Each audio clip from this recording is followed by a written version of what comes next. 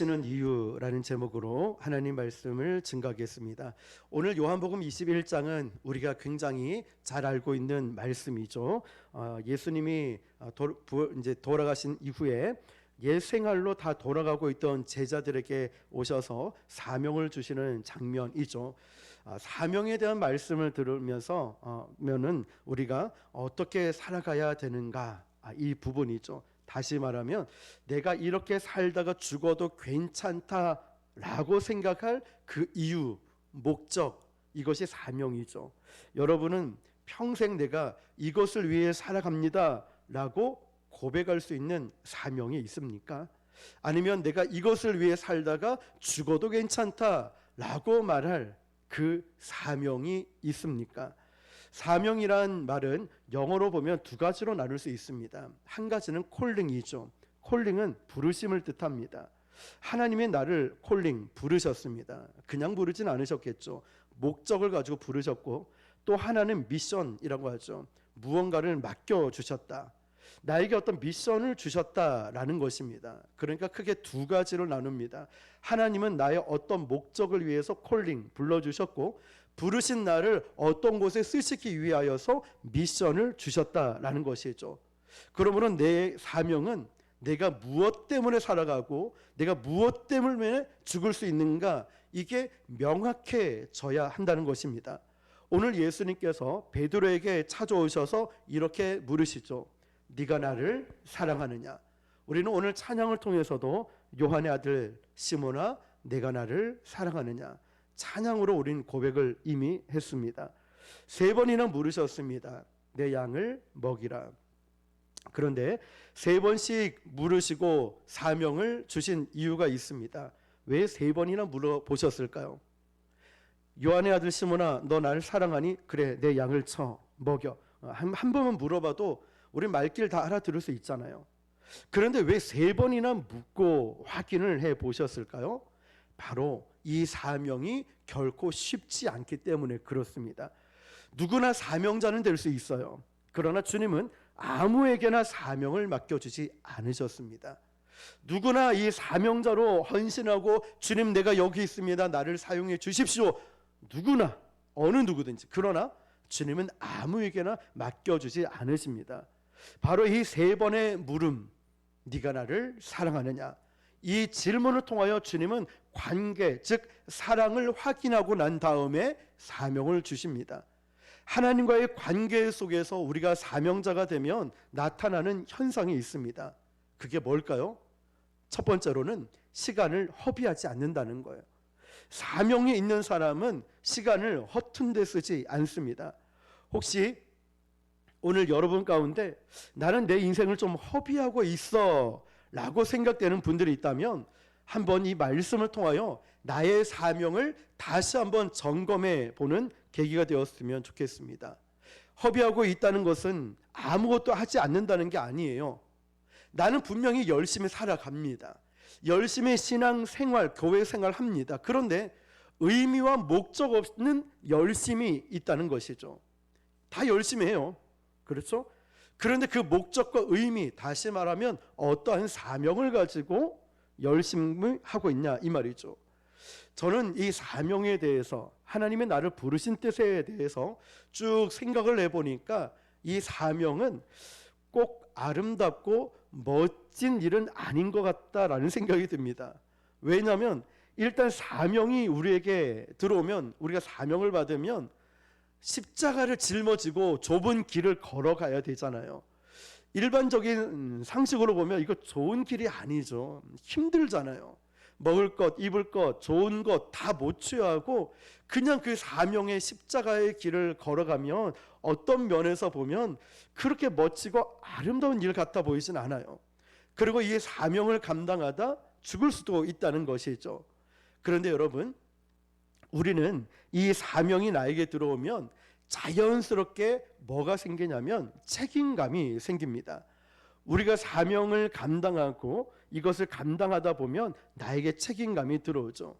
그러면서 우리는 사명자의 삶을 살아가게 됩니다. 저는 말씀을 준비하면서 이런 생각을 해봤습니다. 왜 하나님께서 나에게 참 부족하고 연약하고 이제 개척한 지 이제 7년 넘어가고 있는 이런 저에게 왜 자꾸 이런 부담감을 주실까? 개척할 당시부터 이상하게 다른 개척하는 교회 목사님들이 눈에 자꾸만 들어오는 거예요. 안타깝고 힘든 분들 보면 지나치지를 못하겠는 거예요. 저도 잘할 줄 못하고 저도 이렇게 물질도 별로 없는데도 그냥 이게 뭐 곰팡이 냄새 나고 도배도 안 됐고 이런 거 보면은 막 도와주고 싶은 거예요. 그 블라인드도 막 다 떨어질 거면 사서 해드려요. 그런데 그 도와주고 있을 때 그 목사님이 보더니 고개를 갸우뚱거리는 거예요. 뭔가 열심히는 한대요, 제가. 그런데 못질도 못해가지고 떨어뜨려. 뭔가 이 톱질을 하는데 이 센치도 안 맞아. 그런데 되게 열심히 한대요. 어떤 교회 초업 쪽에 가서 페인트 칠을 해주는데 또 좋은 옷을 입고 갔네. 또 옷 다 버리고 와가지고는 페인트 칠도 할 줄 몰라. 그런데 열심히 밤늦게까지 도와준대요. 저는 그냥 그 마음이 앞선 거죠. 그런데 그렇게 열심히 이제 도와주다 보니 이제 전도도 저희가 열심히 하다 보면 또 눈에 들어오잖아요. 은혜로 열심히 하지만 조직도 체계도 잡혀지지 않고 훈련도 되어 있지 않다 보니 전도의 힘을 잃어버린 교회가 또 눈에 들어오죠. 우리가 또 전도를 열심히 하니까 이걸 또 책으로 쓰고 우리가 전도 일기를 늘 쓰는데 그 일기가 극동방송에 6년 넘게 계속 나가고 있잖아요. 그러면서 후원금도 들어오니까 이걸 가지고 전도용품 지원도 하면서 이런 개척교회 힘들고 어려운 교회가 눈에 들어오고 섬기게 되었다는 거죠. 왜 하나님이 나에게 이런 마음을 주셨을까라고 생각해 보니 이게 사명이구나라는 생각이 들었어요. 책임감이 느껴진다는 거죠. 그래서 오늘도 전도하면서 오는데 저 위쪽에 이제 사거리에 전도하러 안 오셨는데 그동안 오늘 또 나오셨더라고요. 그러면서 또 얘기 나누면서 이렇게 하면 좋습니다. 저렇게 하면 좋습니다. 굳이 묻지도 않았는데 제가 또 알려드려요. 그리고 또 어제는 또 영도에 있는 어떤 목사님이 도움받으러 오셔가지고 이제 이렇게 저렇게 또 말씀도 드리고 말이죠. 사명 그리고 책임감, 이것은 누가 저에게 준 것이 아니라 하나님이 저에게 이렇게 주셨구나라는 생각이 들었습니다. 여러분은 혹시 어떻습니까? 여러분에게는 어떤 사명감이 있고 또 그에 따라 어떤 책임감이 있습니까? 여러분의 인생에서 목사님 저는 이게 나의 사명입니다. 그래서 저는 이 사명을 위해 살아갑니다 라고 말할 수 있는 그 부르심에 대해서 말할 수 있는 그게 무엇이 있을까요? 사명이 있는 사람은 특징은 이렇습니다. 절대 그 삶이 떠밀려서 살아가지 않습니다. 가끔 우리 주변에 이런 사람들이 있죠. 나는 하기 싫었는데 저 집사님이 추천해가지고 어쩔 수 없이 하게 됐어요. 나는 이거 하기 싫었는데 뭐 어쩌다 보니까 할 사람이 없어서 하게 되었어. 그런데 여러분, 진짜 사명자는 누구에게 떠밀려서 하는 것도 아니고 할 사람이 없어서 하는 것이 아닙니다. 하나님이 나를 부르셨다는 이 부르심의 확신을 가지고 결단하는 삶을 살아가고 책임감 있게 살아갑니다. 그래서 하나님은 이 사람에게 사명을 주셨고 우리에게 주셨다면은 우리는 정확하게 고백할 수 있는 것, 이것이 정말 복된 인생이라는 것이죠. 오늘 예수님께서 베드로에게 사명을 주시는데 이 사명이 어떤 거냐면 마태복음 16장 16절에 보면 베드로가 유명한 고백을 하죠. 주는 그리스도시요 살아계신 하나님의 아들이시니이다. 이 고백을 한 다음에 예수님께서 내가 내 위에 교회를 세우리라, 내가 너를 사람을 낚는 어부가 되게 하리라 사명을 주셨습니다. 그런데 오늘 예수님께서 베드로를 찾아오셔서 이렇게 물어보시죠. 네가 나를 사랑하느냐? 3번을 물으시고 내 양을 먹이라고 주셨죠. 여러분, 이 부분을 잘 보시면 사명을 새롭게 주는 것이 아닙니다. 이미 베드로에게는 아까 마태복음 읽었듯이 사명을 주셨어요. 주님이. 지금 이 베드로에게 너 사명 뭔지 알고 있니? 새로운 것이 아니라 이미 너에게 줬다. 사람을 낚는 어부가 될 것이라고. 그리고 그에 주었던 사명을 다시 확인하고 있다는 거죠. 오늘 이 말씀을 우리에게 한번 적용해 봤으면 좋겠어요. 우리는 늘 사명에 대해서 이야기합니다. 사명. 그런데 어떤 새로운 사명을 받는다, 이것만이 사명이라고 생각하지만 어떤 성도님들에게는 이미 몇 년 전에 아니면 얼마 전이든 어렸을 때든 이 사명을 받았습니다. 어떤 분들은 세계 선교의 사명, 목회자의, 아니면 어떤 섬기는 그 자리에 하나님이 우리에게 사명을 주셨다고요. 우리는 잊고 있어도 주님은 그걸 기억하고 계시는 거죠. 우리는 사명을 생각할 때 오늘 이 예배 시간에 하나님이 나에게 새로운 사명을 주시겠구나 라고 생각하는 건데 그게 아니라는 거죠. 하나님께서 여러분을 부르셨던 때가 있습니다. 저와 여러분을 그 가슴을 뛰게 만들었던 그 사명을 주셨던 때가 있었다고요. 어떤 분은 기도의 사명이 있고요, 어떤 분은 가르치는 사명이 있고, 전도의 사명이 있고, 주방에, 재정에 여러 사명이 있어요. 그래서 이분은 이것만 생각하면 가슴이 뛰기 시작해요. 뜨거워지기 시작하고 거기에 대한 계획들이 머릿속에 다 그려져요. 음식을 하더라도 메뉴와 레시피를 뭘 해야 되는지 다 있는 것처럼. 저도 전도를 갑시다 이러면 그냥 머릿속에 어떻게 해야 될지 다 그려지는 것처럼. 찬양한다 그러면 찬양에 그냥 콘티가 그냥 오늘 찬양 뭐 해야지 그냥 머릿속에 다 나와버려요. 기도하면서 몇 번 생각을 해버리면 오늘 찬양도 설교 말씀을 준비하면서 찬양곡도 떠오르면 바로 옆에다가 기록을 해놔요. 요한의 아들 시몬아, 갈릴리 호숫가에서 주의 사랑을 생각해봐라. 이런 게 다 떠오르는 것처럼 사명자는요, 하나님께서 우리의 가슴을 뛰게 만드는, 어떤 사람은 다음 세대 아이들에게 그 아이와 그 사명, 나에게 주셨던 그 뜨거움을 생각하면 눈물이 나요. 하나님, 제가 이걸 붙들고 살겠습니다. 남들이 알아주지 않고 인정해 주지 않아도요, 하나님, 제가 이 기도의 자리를 지키며 새벽을 깨우며 중보의 기도와 전도의 자리와 성도들을 섬기는 자리와 하나님, 제가 이것을 위해 살아가겠습니다. 마음이 뜨거워지는 거죠. 여러분, 다짐했던 그 사명의 자리가 있을 겁니다. 그 자리에 다시 서게 하는 것이 오늘 말씀 제목처럼 우리를 부르신 이유라는 거예요. 새로운 것을 주시는 것이 아니라 여러분 잊어버렸던, 가슴 뛰었던 그 사명 잃어버렸던 그 자리에 주님은 지금 다시 베드로를 찾아오셔서 네가 이 모든 것들보다 나를 더 사랑하느냐, 내 양을 먹이라 치라, 이전에 주셨던 사명을 떠오르게 만들고 주님 앞에 서게 만드는 거예요. 오늘 지금 저와 여러분에게 몇 년 전, 주님을 처음 믿었을 때든 그때 여러분의 가슴을 뛰게 만들고 여러분을 흥분하게 만들고 여러분을 눈물 짓게 만들고 기도하게 만들었던 그 사명, 하나님은 지금 그 자리에 여러분을 초대하고 있는 것입니다. 사명은 나에게 주어진 그 자리를 지키는 거예요. 우리의 삶을 가장 아름답게 만드는 게 뭔지 아십니까? 내가 있어야 될 그 자리에 내가 있는 겁니다. 여러분, 예를 들면 물속에 물고기들이 아주 헤엄을 잘 치고 우리는 볼 때마다 참 예쁘다, 아름답다 느끼죠. 그런데 이 물고기가 피곤하다고 내가 옆에 침대에서 자고 있는데 침대에 물고기가 와 있으면 어때요? 예쁩니까? 징그럽죠. 물고기는 물속에서 잠을 자도 헤엄칠 때 가장 아름답고 예쁜 거예요. 피곤하다고 내 옆에 자고 있다, 끔찍한 일이죠. 흙도요, 우리가 보기에는 더럽고 지저분해 보일지 몰라도요, 흙은 자기가 있어야 될 거기에서 식물이 자라나고 나무가 자라날 때 흙의 가치가 있기 때문에 자기 역할을 감당해서 그 흙이 참 괜찮다라고 생각 들죠. 사업을 하는 사람도 사업을 잘할 때 아름답고요, 목회하는 사람도 딴 데 가지 않고 목회를 열심히 할 때 아름다운 거고, 정치하는 사람도 마찬가지로 공부하는 아이도 학교에 있어야 되지 지금 막 놀러 간다고 생각해 봐요. 이 아이가 멋진 아이들이 아니라는 것이죠. 여러분, 우리의 삶 주변에 있는 사람들을 한번 보십시오. 사명을 받지 못했기 때문이 아니라 사명의 자리에 있어야 되는데 그 자리에 벗어나면은 아름답기는커녕 수치를 당하거나 멋있기는커녕 지저분해지는 일들, 불행한 일들이 일어나요. 내가 있어야 될 자리가 어딜까요? 하나님이 부르신 그 자리가 어딜까요?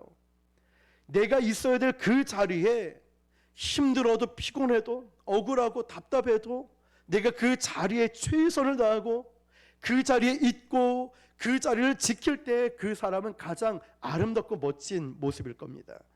우리가 있어야 될 그곳에, 하나님이 저와 여러분을 부르시는 그곳에 여러분 계십니까? 하나님이 처음 여러분을 불러주셨을 때, 여러분 사명 주셨을 때, 그래 너는 기도의 자리, 너는 전도의 자리, 너는 주방에서 섬기는 일, 너는 차량 운행, 방송실로 찬양팀으로 등등 불러주신 그 자리에 여러분은 서 계십니까? 그 자리를 분명히 확인할 수 있는 건, 내가 확실하게 말할 수 있다면 거기가 최고의 멋진 사명의 자리인 것입니다. 예수님께서 베드로에게 찾아오셔서 3번이나 네가 이 모든 것들보다 나를 더 사랑하느냐 물으시죠. 저는 이 말씀을 계속 묵상을 해봤습니다. 너무나 잘 알고 있는 말씀이죠. 내가 너를 사랑하느냐, 네가 이 모든 것들보다 나를 더 사랑하느냐. 그런데 이런 생각도 들었습니다. 사명이 쉬운 일은 아니겠구나. 왜 그럴까요? 한번 주님 사랑합니다 베드로는 고백했어요. 그 전에 고백을 했고 주님을 따라다녔어요. 수제자가 되었지요. 그런데 그 한 번의 감정으로 사명 감당하기는 어려운 일이라는 거죠. 그래서 주님은 계속 물어보시는 거예요. 네가 나를 사랑하느냐? 네가 나를 사랑하느냐? 이 모든 것들보다 정말 네가 나를 사랑하느냐? 왜 그럴까요? 이런 분명한 관계 속에 들어가지 않으면 너희들은 사명 감당하기 힘들기 때문에, 저와 여러분도. 그래서 지금 우리 주님이 우리에게 물으시는 것은 그냥 추상적으로 그냥 누구나 다 모두가 함께 고백하는 그 자리에 있는 것이 아니라, 하나님과 나와의 1:1 관계 속에서 네가 나를 사랑하느냐 물어보시는 거예요. 사랑하는 아들아, 사랑하는 딸아, 너 나를 사랑하기 때문에 너 이 일들을 감당할 수 있겠니? 너 나 사랑하지? 그 사랑하는 마음으로 내가 너에게 맡겨준 사명들 감당할 수 있겠니? 너 어렵지, 힘들지, 바쁘지, 때로는 억울하지, 부담되지. 그렇지만 나를 사랑하는 마음으로 너 이 일을 감당할 수 있겠니? 사랑하는 마음으로 감당할 수 있겠냐고 물으시는 거예요. 하나님, 우리는 하나님을 믿는 사람이고 내가 주님을 사랑합니다라고 고백을 하는데, 우리가 고백하고 있는 이 삶의 자리에서, 사명의 자리에서 주님을 사랑합니다라고 고백할 수 있고 그 자리에 서 있을 수 있습니까? 혹시 다른 곳에 있지는 않습니까? 짐이 된다 그 십자가를 내려놓지는 않았습니까? 거추장스럽더라고, 피곤하다고 내려놓지는 않았습니까? 오늘 주님은 여러분이 있어야 될 그 사명의 자리에 서서 이 고백을 듣길 원하십니다. 너 나를 사랑하니? 네 주님, 저는 이 사명의 자리에서, 제가 있어야 될 그 자리에서 이렇게 고백합니다. 주님 사랑합니다.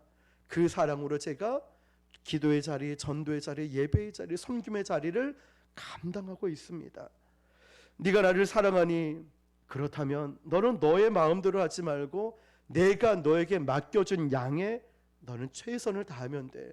잘한다 못한다, 너의 한계 부족함이 아니라 그냥 너는 내가 너에게 맡겨진 그 양만 잘 감당하면 돼. 사랑하는 순간, 그 사랑에 충성하는 순간 우리는 우리가 해야 될 일이 명확해집니다. 단순해집니다. 복잡해지지 않아요. 사람들의 눈치를 보지 않습니다. 주님 앞에서 해야 되는 것 단순하게 합니다. 사랑으로 고백하는 순간 말이죠. 제가 교회를 막 개척하고 창립 예배 드리기 전에 서면에 어떤 교회 목사님이 전화가 왔어요. 그런데 만나자 해서 만났는데 저를 후임으로 청빙을 하고 싶다는 거예요. 아이고 목사님, 며칠 전에 건물 계약도 다 끝났는데 조금만 일찍 말씀하시죠. 건물 계약 이제 취소 못해서 저 못 갑니다 그랬죠. 근데 1년 뒤에 또 연락이 왔어요. 그 만나러 서면에 가는데 느낌이 오지요. 그래서 다시 와주면 안 되겠냐라고 하시는 거예요. 저는 그때 1년 동안 개척교회가 개척하는 게 이렇게 힘든 건지 이제 경험을 절치를 해서 가볼까라는 생각이 들었습니다. 잠깐. 그런데 목사님 기도하고 제가 말씀드릴게요. 기도하는데 하나님의 감동이 하나도 느껴지지 않고, 기도할 때마다 저분, 기도할 때마다 저분. 성도들 그렇게 많지 않았지만 그 성도님들의 얼굴이 계속 생각이 나는 거예요. 그래서 연락을 드렸어요. 목사님, 저는 몇 안 되는 성도지만 저분들을 놔두고 제가 교회를 저 좋다고 옮길 수는 없습니다. 저는 하나님이 저에게 맡겨주신 그 영혼을 정말 사랑합니다. 그래서 못 가겠습니다. 말씀드렸죠. 그래서 이제는 그때 아예 마음을 결단했습니다. 나는 어차피 이 영혼이 있는 한 저는 다른 데 못 갈 것 같다라는 이 확신이 들어서 이제 아예 어떤 곳에 와도 안 가지 했는데, 그런 마음을 품을 때마다 꼭 이렇게 청빙 연락이 오더라고요. 똑같이 말씀드렸죠. 물론 하나님의 뜻이 있다면 모르겠지만 그게 아니라면 저의 유익을 위해서 어떤 큰 교회든 좋은 교회라도 가지 않겠습니다. 그 마음을 품었죠. 왜냐? 다른 것이 아니었어요. 부족하지만 실수도 많고 너무나 부족함이 많지만 그래도 우리 성도님들을 정말 사랑하는 그 마음 때문에 저는 정중하게 거절을 할 수 있었습니다. 사랑하는 성도 여러분, 오늘 하나님께서 나에게 맡겨준 그 사명의 자리에서 내 양을 먹이라고 말씀하실 때 그 뜻이 뭐라고 생각하십니까? 여러분에게 가장 좋은 것, 여러분이 유익이 되고, 어쩌면 제가 이거는 아주 오래 그 전의 이야기였지만 저에게는 어쩌면 큰 유혹이 되고 어쩌면 이렇게 혹할 수 있는 마음이 들 수 있겠죠. 근데 이제는 그런 마음이 들지 않아요. 우리 성도들을 사랑하기 때문에. 근데 여러분, 이 내 양을 먹이라고 말씀하셨을 때는 이런 뜻입니다. 너의 모든 것을 다 소진해라. 너의 모든 것을 다 내어 주어라. 이 뜻인 거예요. 그냥 내 양을 먹이라는 것. 여러분, 하나님과의 관계 속에, 주님과의 관계 속에 들어갈 때 이 사명은 할까 말까의 선택이 아니라 충성의 문제입니다. 주님이 나를 부르신 그곳에 내가 충성하겠다, 이것이지 할까 말까 선택의 문제가 아니라는 것입니다. 그리고 그 방향성을 명확하게 알 수 있는 게 사랑입니다. 그래서 예수님은 베드로에게 물어본 것이 사랑이었어요. 이 사랑이 있어야, 너가 나를 사랑해야 사명을 감당할 수 있으니까, 너가 나를 사랑해야 어떤 어려움과 난관이 와도 포기하지 않으니까, 너가 나를 사랑해야 순수하게 이 사명을 감당할 수 있으니까. 오늘 주님이 물어보시는 건 이거예요. 주님과 나와의 관계, 너 나를 사랑하니? 네가 나를 사랑하면 너의 삶은 명확해질 것이다.